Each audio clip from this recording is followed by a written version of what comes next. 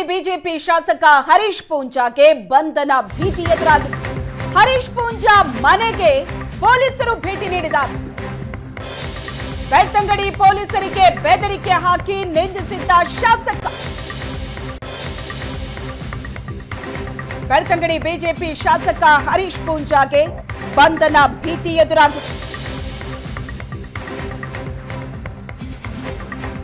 ಶಾಸಕ ಹರೀಶ್ ಪೂಂಜಾ ಬಂಧಿಸಿ ಕರೆದೊಯ್ಯೋ ಸಾಧ್ಯತೆ ಇದೆ. ಮೇ 20ರಂದು ತಾಲೂಕು ಕಚೇರಿ ಎದುರು ಒಂದು ಪ್ರತಿಭಟನೆ ನಡೆದಿದೆ. ಪ್ರತಿಭಟನೆಯ ವೇಳೆ ಪೊಲೀಸರಿಗೆ ಬೆದರಿಕೆ ಹಾಕಿದ್ದ ಹರೀಶ್ ಪೂಂಜಾ ಕಾರ್ಯಕರ್ತರಿಗಾಗಿ ಖಾಕಿ ಕಾಲರ್ ಹಿಡಿಯುವೆ ಅನ್ನೋ ಮಾತನ್ನ ಹೇಳಿದ್ರು ಶಾಸಕ.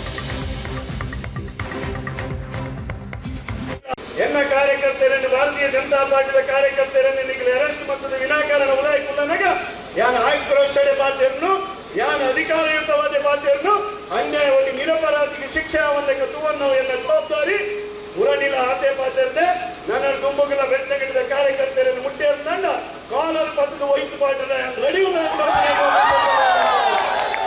ಭಾರತೀಯ ಜನತಾ ಪಾರ್ಟಿಯ ಕಾರ್ಯಕರ್ತರ ಪರವಾದ ಬೆಳ್ತಂಗಡಿ ತಾಲೂಕಿನ ಮತದಾರರಿಗೆ ಅನ್ಯಾಯ ಪಂಡ ಯಾರು ಜೈಲು ಕೊಲ್ಲ ರೆಡಿ ಇಲ್ಲ ಪೊಲೀಸ್ ತಕ್ಕ ಕಾಲಲ್ಲಿ ಬರ್ತಾರಲ್ಲ ಯಾರು ರೆಡಿ. ಈ ಬಗ್ಗೆ ಹೆಚ್ಚಿನ ಡೀಟೇಲ್ಸ್ ಅನ್ನ ಕೊಡ್ತಾರೆ ನಮ್ಮ ಮಂಗಳೂರು ಪ್ರತಿನಿಧಿ ಭರತರಾಜ್ ಸಂಪರ್ಕದಲ್ಲಿದ್ದಾರೆ. ಭರತರಾಜ್, ಹರೀಶ್ ಪೂಂಜಾಗೆ ಈಗ ಬಂಧನ ಭೀತಿ ಎದುರಾಗಿದೆ. ಈ ಪ್ರಕರಣದಲ್ಲಿ ಈಗ ಏನೆಲ್ಲ ಬೆಳವಣಿಗೆಗಳು ನಡೀತಾ ಇದೆ, ಜೊತೆಗೆ ಬೆಳ್ತಂಗಡಿ ಶಾಸಕರ ಮೇಲೆ ದಾಖಲಾಗಿರುವಂತಹ 2 ಕೇಸ್ಗಳ ಬಗ್ಗೆ ವಿವರಣೆ ನೀಡೋದಾದ್ರೆ? ಶ್ವೇತಾ, ಹೌದು, ಇದು ಕಳೆದ ಮೇ 19ರಂದು ನಡೆದಂತ ಒಂದು ಪ್ರಕರಣ. ಅಲ್ಲಿನ ಯುವ ಮೋರ್ಚಾ ಅಧ್ಯಕ್ಷ ಶಶಿರಾಜ್ ಅನ್ನುವಂಥವ್ರು, ಬೆಳ್ತಂಗಡಿ ಯುವ ಮೋರ್ಚಾ ಅಧ್ಯಕ್ಷ ಶಶಿರಾಜ್ ಶೆಟ್ಟಿಯನ್ನ ಅಕ್ರಮ ಕಲ್ಲುಕೋರೆಯ ಆರೋಪದಡಿ ಅಂದ್ರೆ ಕೋರೆಯನ್ನ ಪೊಲೀಸರು ಮತ್ತು ತಹಶೀಲ್ದಾರ್ ಒಂದು ದಾಳಿಯನ್ನ ನಡೆಸ್ತಾರೆ. ದಾಳಿಯನ್ನ ನಡೆಸಿದ ಸಂದರ್ಭದಲ್ಲಿ ಅಲ್ಲಿನ ಒಂದಷ್ಟು ಕೆಲಸಗಾರರು ಶಶಿರಾಜ್ ಮಾಲಕತ್ವದ ಕೋರೆ ಅನ್ನುವಂಥದನ್ನ ಹೇಳಿದ್ದಾರೆ ಅನ್ನುವಂತ ಕಾರಣಕ್ಕಾಗಿ ಅವರ ಮನೆಗೆ ನುಗ್ಗಿ ಅವರನ್ನ ಬಂಧನ ಮಾಡಿದ್ರು. ಈ ಒಂದು ಇದರಿಂದ ಆಕ್ರೋಶಗೊಂಡಂತಹ ಶಾಸಕ ತನ್ನ ಬೆಂಬಲಿಗರ ಜೊತೆಗೆ ಬೆಳ್ತಂಗಡಿ ಪೊಲೀಸ್ ಠಾಣೆಗೆ 19ರಂದು ಹೋಗ್ತಾರೆ. ರಾತ್ರಿ ಅಲ್ಲಿ ಪ್ರತಿಭಟನೆ ನಡೆಸ್ತಾರೆ. ಅದರ ಜೊತೆಗೆ ಪೊಲೀಸರಿಗೂ ಕೂಡ ಅಂದ್ರೆ ಪೊಲೀಸ್ ಠಾಣೆ ನಿನ್ನ ಅಪ್ಪಂದ ಅನ್ನುವಂತಹ ರೀತಿಯಲ್ಲಿ ಅನೇಕ ರೀತಿಯಾದಂತಹ ಬೈಗುಳಗಳನ್ನ ಪೊಲೀಸರ ಮೇಲೆ ಅವರು ಪ್ರಯೋಗ ಮಾಡುವಂತದ್ದು. ಈ ಒಂದು ಪ್ರಕರಣಕ್ಕೆ ಸಂಬಂಧಪಟ್ಟಂತೆ IPC 353 504 IPC ಅಡಿಯಲ್ಲಿ ಬೆಳ್ತಂಗಡಿ ಪೊಲೀಸರು ಅವರ ವಿರುದ್ಧ ಒಂದು ಪ್ರಕರಣವನ್ನ ದಾಖಲು ಮಾಡಿದ್ರು. ಈ ಪ್ರಕರಣ ದಾಖಲಾಗಿದ್ರು ಕೂಡ ಅವರನ್ನ ಬಂಧನ ಮಾಡುವಂತ ಯಾವುದೇ ಕೆಲಸಗಳಾಗಿರ್ಲಿಲ್ಲ. ಅದರ ಜೊತೆಗೆ ಹರೀಶ್ ಪೂಂಜಾ ಕೂಡ ಯಾವುದೇ ರೀತಿಯಾದಂತಹ ಒಂದು ಆಂಟಿಸಿಪೇಟರಿ ಬೇಲ್ಗೂ ಕೂಡ ಅರ್ಜಿಗಳನ್ನ ಹಾಕಲಿಲ್ಲ. ಆದ್ರೆ ಇದನ್ನ ಖಂಡಿಸಿ ಅಂದ್ರೆ ಶಶಿರಾಜನ್ನ ಮತ್ತು ಶಾಸಕರ ಮೇಲೆ ಹಾಕಿರುವಂತಹ FIR ಅನ್ನ ಖಂಡಿಸಿ ಕಳೆದ 20ರಂದು ಬೆಳ್ತಂಗಡಿಯಲ್ಲಿ ಒಂದು ಪ್ರತಿಭಟನೆ ನಡೆಯುತ್ತೆ. ಬೆಳ್ತಂಗಡಿಯ ಮಿನಿ ವಿಧಾನಸೌಧದ ಮುಂಭಾಗ ನಡೆದಂತಹ ಪ್ರತಿಭಟನೆಗೆ ಅನುಮತಿ ಇಲ್ಲದೆ ಇದ್ರೂ ಕೂಡ ಶಾಸಕರು ಒಂದಷ್ಟು ಕಾರ್ಯಕರ್ತರ ಜೊತೆಗೆ ಮತ್ತು ಇಲ್ಲಿನ ಸ್ಥಳೀಯ ನಾಯಕರು ಸ್ವತಃ ಬಿಜೆಪಿಯ ಇಲ್ಲಿನ ಕ್ಯಾಂಡಿಡೇಟ್ ಆಗಿದ್ದಂತಹ ಬ್ರಿಜೇಶ್ ಚೌಟಾ, ಜಿಲ್ಲಾಧ್ಯಕ್ಷ ಸತೀಶ್ ಕುಂಪಲ ಸೇರಿದಂತೆ ಒಂದಷ್ಟು ಭಾರತೀಯ ಜನತಾ ಪಾರ್ಟಿಯ ನಾಯಕರುಗಳ ಒಂದು ಪ್ರತಿಭಟನೆಯಲ್ಲಿ ಭಾಗಿಯಾಗಿದ್ರು. ಈ ಪ್ರತಿಭಟನೆಯಲ್ಲಿ ಅವರು ಒಂದು ಭಾಷಣವನ್ನ ಮಾಡ್ತಾರೆ. ಮತ್ತೆ ಹರೀಶ್ ಪೂಂಜಾ ಪೊಲೀಸರ ವಿರುದ್ಧ ಹರಿಹಾಯ್ದಿರುವಂತದ್ದು. ತುಳುವಿನಲ್ಲಿ ಅವರು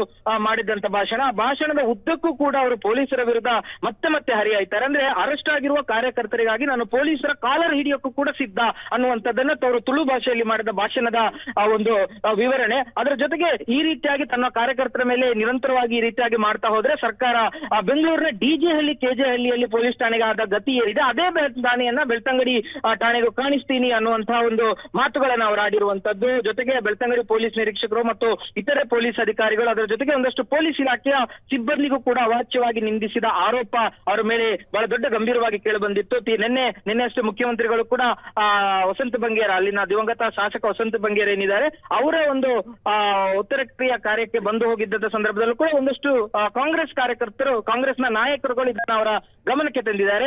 ಆದ್ರೆ ನಿನ್ನೆ ಸಂಜೆ ಅವರ ಮೇಲೆ ಒಂದು ಮತ್ತೊಂದು FIR ದಾಖಲಾಗುತ್ತೆ. ಪೊಲೀಸರಿಗೆ ಜೀವ ಬೆದರಿಕೆ ಒಡ್ಡಿದದ್ದು ಮತ್ತು ಅನುಮತಿಯನ್ನ ಪಡೆಯದೆ ಅಲ್ಲಿ ತಾಲೂಕು ಕಚೇರಿ ಮುಂಭಾಗದಲ್ಲಿ ಪ್ರತಿಭಟನೆ ನಡೆಸಿದ್ದಂಥದ್ದು. ಇದರಲ್ಲೂ ಕೂಡ ಬಹಳ ಒಂದಷ್ಟು ಕಠಿಣ ಸೆಕ್ಷನ್ಗಳನ್ನು IPC 143, 147, 341, 504, 506 ಅದರ ಜೊತೆಗೆ 149 IPC 149 ಅಡಿಯಲ್ಲೂ ಕೂಡ ಈ ಒಂದು FIR ದಾಖಲಾಗಿದ್ದಂಥದ್ದು. ಈ FIR ದಾಖಲಾದ ಬೆನ್ನಲ್ಲೇ ಈಗ ಇವತ್ತು ಬೆಳಿಗ್ಗೆ ಅವರ ಮನೆಗೆ ಪೊಲೀಸರು ಭೇಟಿ ಕೊಟ್ಟಿದ್ದಾರೆ. ಇನ್ಸ್ಪೆಕ್ಟರ್ ಅವರ ಗರ್ಡಾಡಿ, ಬೆಳ್ತಂಗಡಿಯ ಗರ್ಡಾಡಿಯಲ್ಲಿರುವಂತಹ ಮಿಥಿಲಾದ ಅವರ ಮನೆಗೆ ಭೇಟಿಯನ್ನು ಕೊಟ್ಟಿರುವಂತದ್ದು. ಸದ್ಯಕ್ಕೆ ಒಂದು ನೋಟಿಸ್ ಅನ್ನು ಅವರಿಗೆ ಸರ್ವ್ ಮಾಡಲಾಗಿದೆ. ಸದ್ಯಕ್ಕೆ ಸಿಕ್ಕಿರುವಂತಹ ಮಾಹಿತಿ ಪ್ರಕಾರ ಅವರ ಬಂಧನಕ್ಕೆ ಪೊಲೀಸರು ಸಿದ್ಧತೆಯನ್ನು ನಡೆಸಿದ್ದಾರೆ. ಆದ್ರೆ ಬಹಳ ದೊಡ್ಡ ಪ್ರಮಾಣದಲ್ಲಿ ಕಾರ್ಯಕರ್ತರು ಅಲ್ಲಿ ಸೇರಿರುವಂತದ್ದು. ಅವರನ್ನ ಬಂಧನ ಮಾಡ್ಲಿಕ್ಕೆ ಬಿಡೋದಿಲ್ಲ, ಯಾವುದೇ ಕಾರಣಕ್ಕೂ ಕೂಡ ಹರೀಶ್ ಪೂಂಜಾವನ್ನ ಬಂಧನ ಮಾಡ್ಲಿಕ್ಕೆ ನಾವು ಬಿಡೋದಿಲ್ಲ ಅನ್ನುವಂತಹ ನಿಟ್ಟಿನಲ್ಲಿ ಭಾರಿ ದೊಡ್ಡ ಸಂಖ್ಯೆಯ ಕಾರ್ಯಕರ್ತರು ಇದ್ದಾರೆ. ಸ್ವತಃ ಮಂಗಳೂರಿನಿಂದಲೂ ಕೂಡ ಒಂದಷ್ಟು ಕಾರ್ಯಕರ್ತರು ಹೋಗ್ತಾ ಇದ್ದಾರೆ. ಇಲ್ಲಿನ ಜಿಲ್ಲಾಧ್ಯಕ್ಷರು ಆದಿಯಾಗಿ ಸಂಸದ ನಳಿನ್ ಕುಮಾರ್ ಕಟೀಲ್ ಮತ್ತು ಇಲ್ಲಿನ ಅಭ್ಯರ್ಥಿಯಾಗಿದ್ದಂತಹ ಬ್ರಿಜೇಶ್ ಚೌಟ ಕೂಡ ಒಂದು ಜಾಗಕ್ಕೆ ಹೋಗ್ತಾ ಇರುವಂತದ್ದು. ಹಾಗಾಗಿ ಅಲ್ಲಿ ಒಂದಷ್ಟು ಪರಿಸ್ಥಿತಿ ಬಿಗಡಾಯಿಸಿದೆ, ವಾತಾವರಣ ಬಿಗಡಾಯಿಸಿದೆ. ಹರೀಶ್ ಪೂಂಜಾರನ್ನ ಬಂಧನ ಮಾಡ್ಲಿಕ್ಕೆ ಬಿಡೋದಿಲ್ಲ ಅನ್ನುವಂಥದ್ದು ಒಂದು ಇದನ್ನ ಕೂಡ ಅವರು ಹೇಳ್ತಾ ಇರುವಂತದ್ದು. ಒಟ್ಟಾರೆಯಾಗಿ ಏನಂದ್ರೆ ಇಡೀ ಪ್ರಕರಣ ಪೊಲೀಸರನ್ನ ನಿಂದಿಸಿದ ಕಾರಣಕ್ಕಾಗಿ ಮತ್ತು ಎರಡೆರಡು FIR ಗಳು, ಅಂದ್ರೆ ಒಂದು ಮೊದಲನೇ FIR ಅನ್ನ ಮಾಡಿದ್ರು ಕೂಡ ಅದರಲ್ಲಿ ಪೊಲೀಸರು ಒಂದಷ್ಟು ಯಾವುದೇ ರೀತಿಯಾದಂತಹ ಕಠಿಣ ನಿರ್ಧಾರಗಳನ್ನ ತೆಗೆದುಕೊಂಡಿರಲಿಲ್ಲ. ಕೇವಲ FIR ಅನ್ನ ದಾಖಲು ಮಾಡಿದ್ರು, ಜಾಮೀನು ತೆಗೆದುಕೊಳ್ಳದೆ ಇದ್ರೂ ಕೂಡ ಈ ವಿಚಾರದಲ್ಲಿ ಯಾವುದೇ ರೀತಿಯಾದಂತಹ ಒಂದು ನಿಲುವುಗಳಿಗೆ ಪೊಲೀಸರು ಹೋಗಿರಲಿಲ್ಲ. ಆದ್ರೆ ಈಗ ಏನಾಗಿದೆ ಅಂದ್ರೆ ಎರಡನೇ FIR ನಿನ್ನೆ ದಾಖಲಾಗಿದೆ. ಬಹಳ ಕಠಿಣ ಸೆಕ್ಷನ್ಗಳಿದೆ, ಅದ್ರ ಜೊತೆಗೆ ವಿಡಿಯೋ ದಾಖಲೆಗಳು ಕೂಡ ಇರುವಂತದ್ದು. ಯಾಕಂದ್ರೆ ಎರಡೂ ಘಟನೆಗಳು ಸ್ಟೇಷನ್ಗೆ ಅವರು ನುಗ್ಗಿ ನಡೆಸಿದಂತಹ ಏನು ಅಲ್ಲಿ ನಡೆದಂತಹ ಒಂದಷ್ಟು ವಾಗ್ಯುದ್ಧಗಳೇನಿರ್ಬೋದು ಮತ್ತು ಪೊಲೀಸರಿಗೆ ಬೈದದ್ದಿರ್ಬೋದು, ಅದರ ವಿಡಿಯೋ ದಾಖಲೆಗಳು ಕೂಡ ಪೊಲೀಸರ ಬಳಿ ಇದೆ. ಅದರ ಜೊತೆಗೆ ಈ ಒಂದು ಮಿನಿ ವಿಧಾನಸೌಧ ಏನಿದೆ, ಬೆಳ್ತಂಗಡಿ ತಾಲೂಕು ಕಚೇರಿ, ಅಲ್ಲಿ ಅವರು ನಡೆಸಿದಂತಹ ಪ್ರತಿಭಟನೆ ಸಂದರ್ಭದಲ್ಲಿ ಅವರು ತುಳುವಿನಲ್ಲಿ ಮಾಡಿದ ಭಾಷಣದ ವಿಡಿಯೋ ತುಣುಕುಗಳು ಕೂಡ ಇದೆ. ಸೋಷಿಯಲ್ ಮೀಡಿಯಾದಲ್ಲಿ ಕಳೆದ 4-5 ದಿನಗಳಿಂದ ಬಹಳ ವೈರಲ್ ಆಗ್ತಾ ಇರುವಂತದ್ದು, ಪರ ವಿರೋಧ ಚರ್ಚೆಗಳಿಗೆ ಗ್ರಾಸವಾಗಿರ್ತಾ ಇರುವಂತದ್ದು. ಅಲ್ಲಿನ ಕಾರ್ಯಕರ್ತ ಪಡೆ ಪೂಂಜಾ ಪರವಾಗಿ ನಿಂತಿದ್ರೆ ಒಂದಷ್ಟು ಜನ ಪೂಂಜಾ ವಿರುದ್ಧವಾಗಿ ಮಾತನಾಡ್ತಾ ಇದ್ದಾರೆ. ಬಂಧನಕ್ಕೂ ಕೂಡ ಅವರು ಆಗ್ರಹ ಮಾಡಿರುವಂತದ್ದು. ಶ್ವೇತಾ, ಥ್ಯಾಂಕ್ ಯು ಭರತ್ರಾಜ್ ನಿಮ್ಮೆಲ್ಲ ಡೀಟೇಲ್ಸ್.